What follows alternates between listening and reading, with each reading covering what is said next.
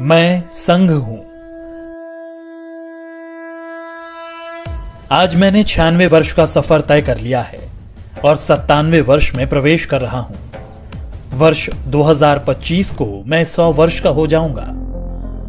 वर्ष 1925 में विजयादशमी के दिन नागपुर में डॉक्टर केशव राव बलिराम हेडगेवार जी ने मुझे संघ रूपी जिस बीज के रूप में रोपा था, तब किसी ने भी नहीं सोचा होगा कि मैं एक वट वृक्ष बन जाऊंगा। आज इस वट वृक्ष की कई शाखाएं राष्ट्र निर्माण कार्य में लगी हुई हैं। संघ के प्रथम सरसंघ चालक हेडगेवार जी ने अपने घर पर 17 लोगों के साथ गोष्ठी में मेरे गठन की योजना बनाई थी। इस बैठक में हेडगेवार जी के साथ विश्वनाथ केलकर, भावजी कावरे, अन्ना साहने, बालाजी हुद्दार, बापूराव भेदिया आदि लोग मौजूद थे। मेरा क्या नाम होगा, क्या कार्य होंगे, सब कुछ समय के साथ धीरे धीरे तय होता गया। उस वक्त हिंदुओं को सिर्फ संगठित करने का विचार था। यहां तक कि संघ का नामकरण राष्ट्रीय स्वयं सेवक संघ भी 17 अप्रैल 1926 को तय हुआ। इसी दिन हेडगेवार जी को सर्वसम्मति से संघ प्रमुख चुना गया, लेकिन सरसंघ चालक वे नवंबर 1929 में बनाए गए। मेरे नाम के अस्तित्व में आने से पहले 3 नामों पर विचार मंथन हुआ, जो थे राष्ट्रीय स्वयं सेवक संघ, जरीपटका मंडल और भारतोद्वारक मंडल, जिसके लिए बाकायदा वोटिंग भी हुई।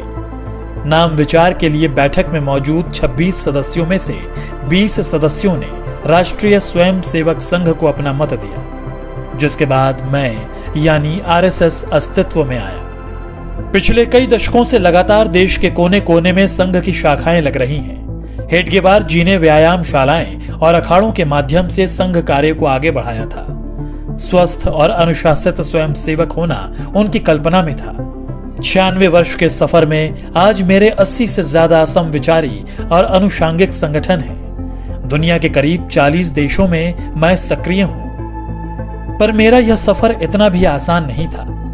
कई ऐसे मौके आए जब मुझ पर आरोप प्रत्यारोप भी लगे और यहां तक प्रतिबंध भी लगा दिया गया। इस दौरान स्वयं सेवकों के साथ दुर्व्यवहार भी हुआ, लेकिन हम स्पष्ट थे क्योंकि हमारा लक्ष्य स्पष्ट था।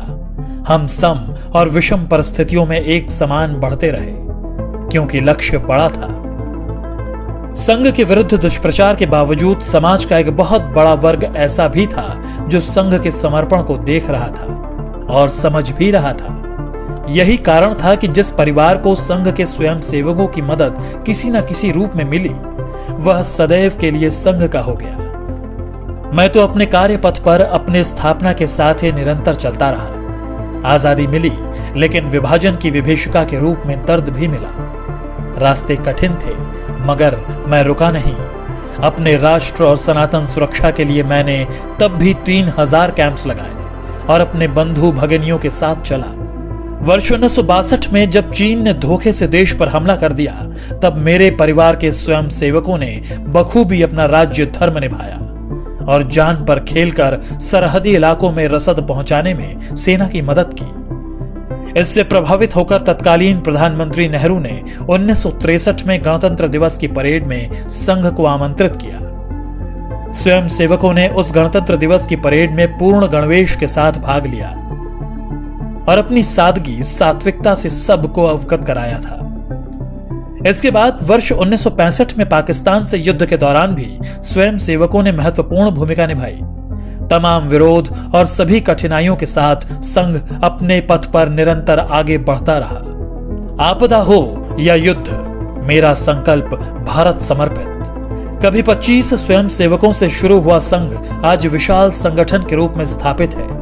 बिना स्वार्थ, तन मन धन से दिन रात राष्ट्र सेवा, मानव सेवा में स्वयं सेवक जुटे हुए हैं।